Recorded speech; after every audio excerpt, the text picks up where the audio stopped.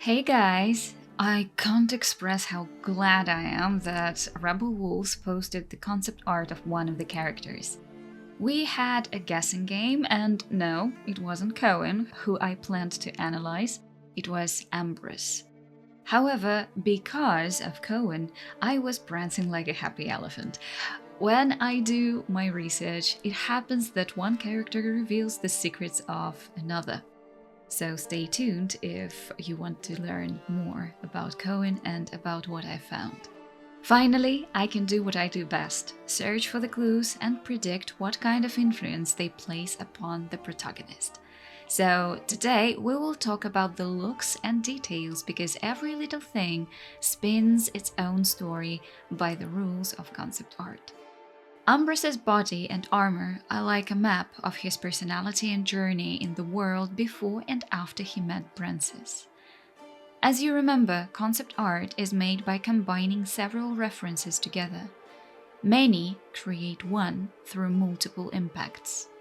If this idea is new to you, please watch my detailed analysis of Emmerich. Based on his concept art alone, I predicted 95% of his personality, worldview, and character arc before the game release. Art is a form of language. So, what does Ambrus' concept art tell us about him? Let's start talking.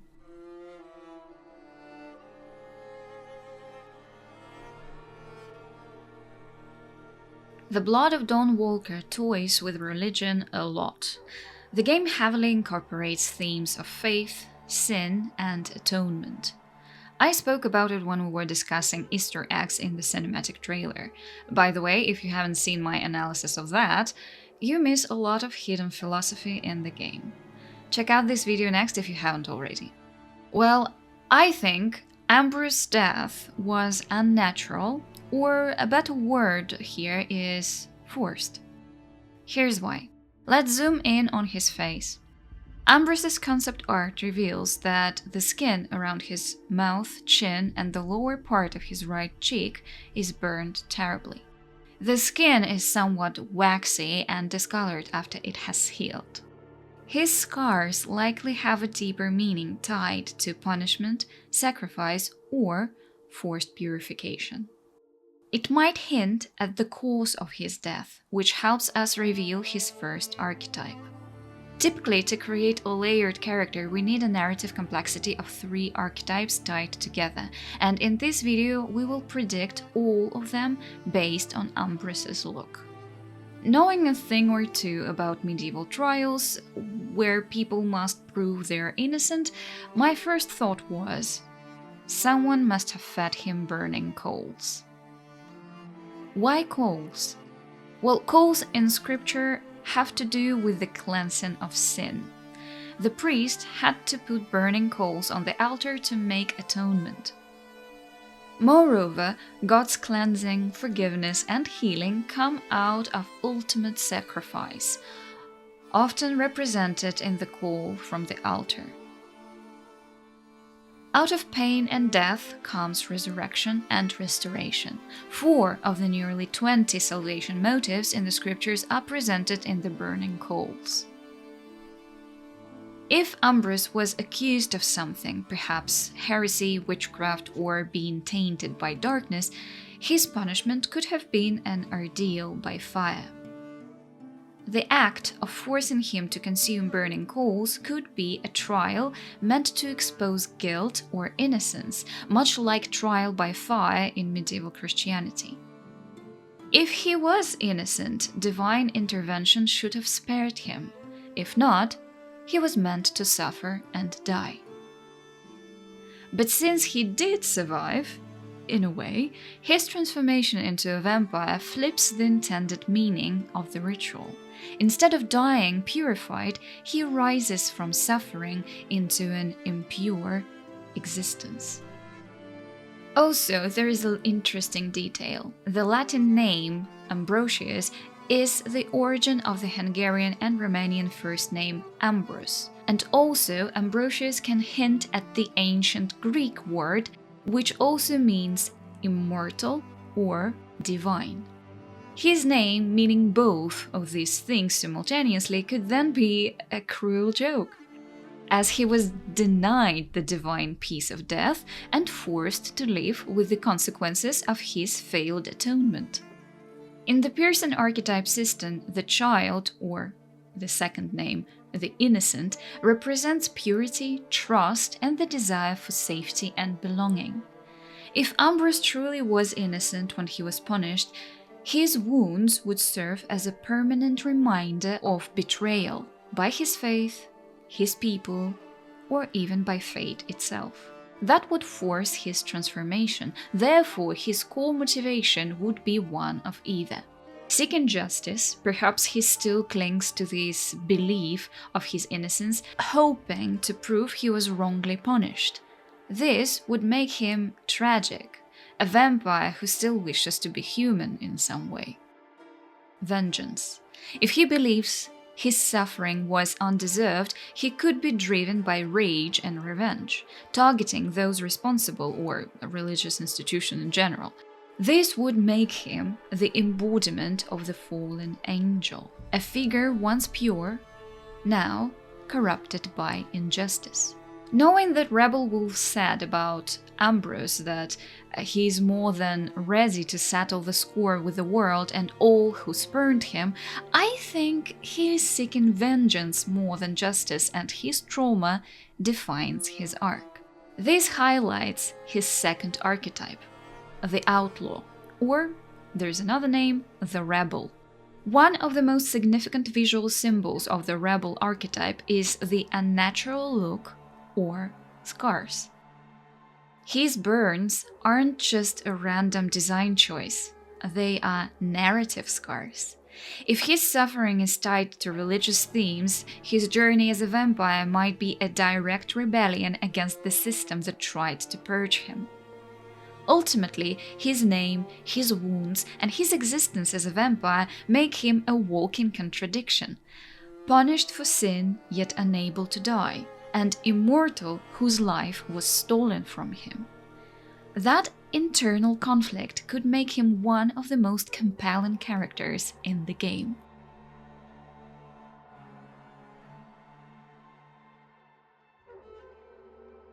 The cinematic trailer showed that vampires are rather ignorant of the geographical and historical adaptation. Each of them remained devoted to their native style of clothes or to the role they embodied in their broody, bloodthirsty group. My detective theory is Ambrus is somewhat of a knight or a guard. First, let's pay attention to the armor as a whole set. The abundance of contrasting, sometimes even contradicting details chaotically shifts from practical materials such as iron and cotton to gold rings on his hand and on his chainmail. I'm 100% sure that the yellow rings in his chainmail are gold, while the ornament on his chest plate is painted. Why? Well, metal reflects light brighter than paint, and we can see it during the battle scene in the trailer.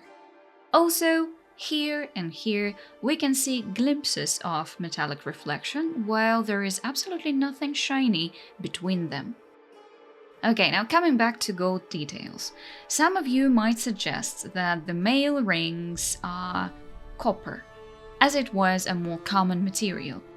Yes, of course, however, every detail matters in concept art. If we compare real pieces of chainmail from the museums, we will see that gold remains yellowish and doesn't lose its color with time. 5 pieces of chainmail from National Museums of Scotland website show a great example of what I just said.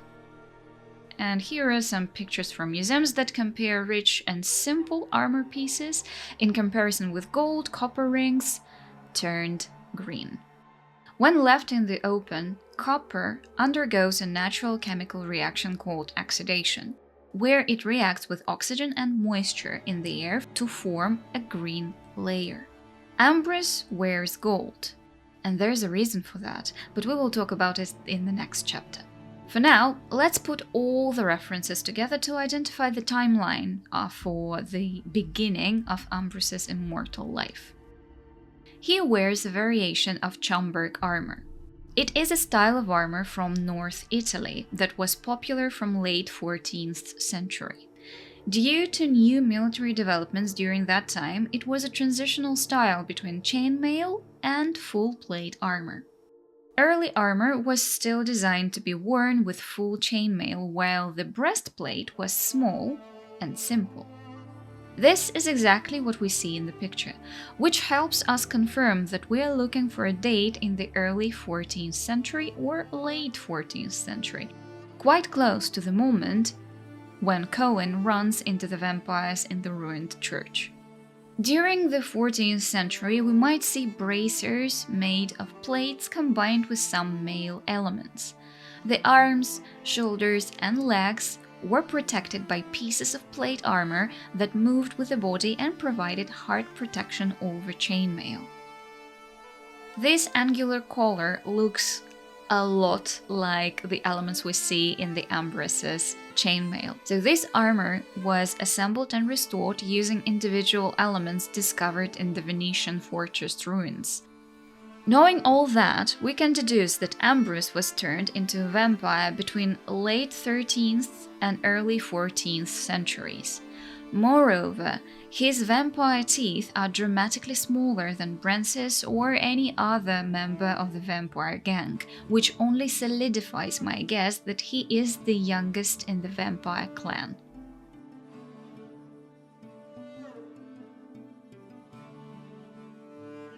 Coming back to the topic of Ambrus being a guard. Everything in his look jumps from nobility, which can fool us if we avoid examining him, to simplicity. This instability makes me conclude that his look conveys that he is a fake, a poor individual who only wants to appear as someone of a higher status, to prove something. Let's examine his clothes a bit closer. A simple grey gambeson provides a padded layer of protection under chainmail and plate armor, but poorer soldiers usually wore it alone.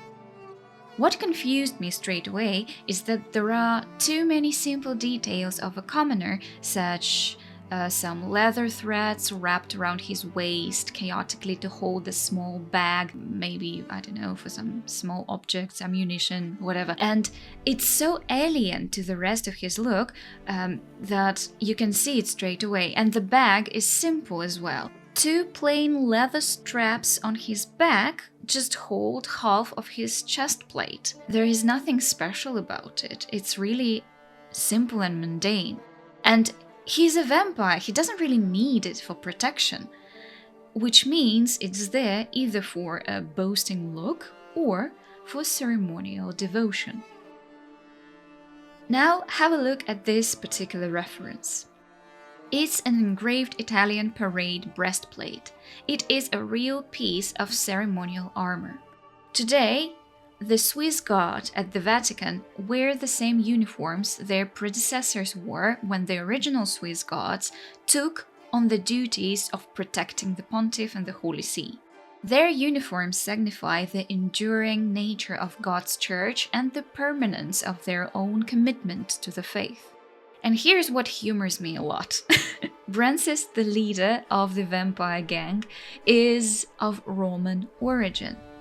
Brances was born into a noble family in the Roman Empire, while the Vatican has a history that dates back to Roman Empire. While playing with references, artists don't always follow the actual timeline. They juggle the ideas behind multiple pictures to give a character some meaningful yet unique background. My theory is that Ambrus took a role of a ceremonial god to Brances and his group in order to signify the idea of the enduring nature of the vampire church or vampire ideology and its black masses. But Ambrus is too young. He doesn't have experience to build a devotion to an ideology or philosophy, and everything in his look implies that he is a fake guard and he just follows the lead. It's yet another twisted view of a religion that I told you about during the Easter egg video. Wealth and status are either earned with tons of time and experience or inherited. And let me tell you that even his name strengthens the theory of his unstable devotion.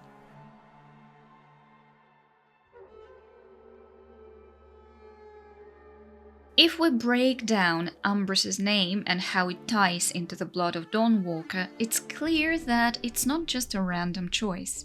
It's a charactonym, meaning a name that reflects something important about the character. Since Ambrus means immortal and he's a vampire, the developers deliberately put a bit of irony in it. It might hint at a core struggle in his character arc. The official information dictates the following. It's only recently that Ambrus has been turned, and so he's got something to prove. Ambitious and thrilled with his newly acquired powers, there is nothing he'll shy away from, no red line he won't cross. His gleaming armor and perfect hair make Ambrus look like a nobleman, but his origins couldn't be humbler. His life as a human was hard, full of pain and humiliation. Now, he is more than ready to settle the score with the world and all who spurned him. Knowing that Ambrus is the youngest in the group, he probably hasn't fully accepted what it means to be a vampire. He might still see himself as separate from the elders, maybe even longing for revenge for the cruelty someone directed at him. Revenge is the drive and motivation of a human being, not an immortal. The idea of immortality could weigh on him, especially if he's surrounded by older, more powerful vampires who treat their existence differently. For Coen, the protagonist, Ambrus could serve as a mirror in his character arc. If Coen is Dawnwalker and, in a way, challenges vampires' existence and their rule over mortal humans, Ambrus could be the one questioning everything. Maybe he's proof that not all vampires are the same, that some of them wrestle with their fate instead of embracing it. If Coen has to make a choice about the nature of immortality, whether it should exist or whether it can be undone, Ambrus could be a key figure in shaping that direction. Therefore, there are many clues hinting at the fact that Ambrus might be our companion in the game if we can shift his perspective to our benefit. So his name isn't just a cool detail, it likely represents a major theme in the game. What does it really mean to be immortal? Is it about living forever, or about how you choose to exist? If Ambrus struggles with that question, it makes him more than just the youngest in the group. He becomes a character who challenges both himself and the player.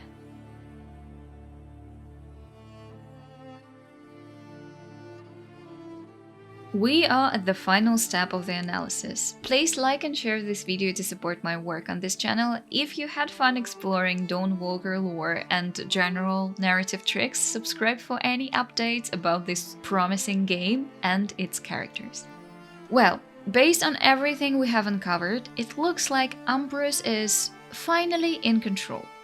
Or at least he thinks he is. If we try to connect all clues into one system that unravels the logical chain of events in his life, we will get Ambrus's 3 archetypes that define his character arc. The first one is the child as the betrayed innocent. Initially, Ambrus likely had faith in the system, whether religious, social, or moral, that ultimately failed him. If he was put on trial and burned as part of an ordeal, he may have once believed in divine justice only to realize it was a cruel lie when he suffered unjust punishment. This archetype stresses his longing for security, fairness, and recognition, which he will never achieve. The second is the rebel as the vengeful fallen angel. His transformation into a vampire marks his complete rebellion against the ideals he once held. If he was punished for supposed heresy or impurity, his undeath makes him a direct contradiction of the faith that condemned him. This explains why he is described as willing to cross any line.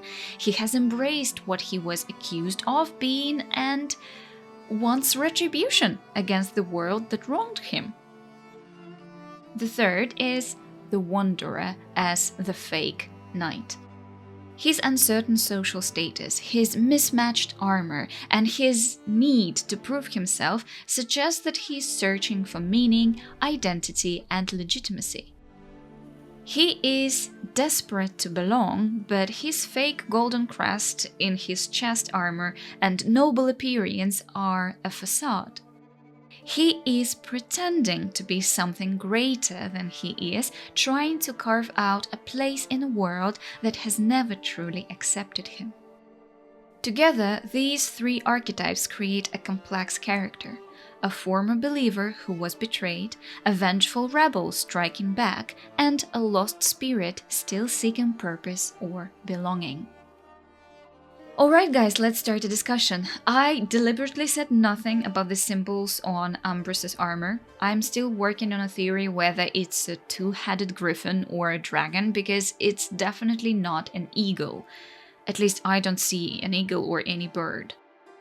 Tell me what animal you see on his armor. And now it's time for the most important question. Do you think I found all the clues to crack Ambrus's character or not? Let me know in the comments or start spinning your own theories here. I will gladly chat about art and narrative design with you. Thanks to all the important and cool geese for supporting this channel. Having wonderful members like you helps me to stay creative and find more hidden secrets in the upcoming games. So thank you very much again, and that's it for today, guys.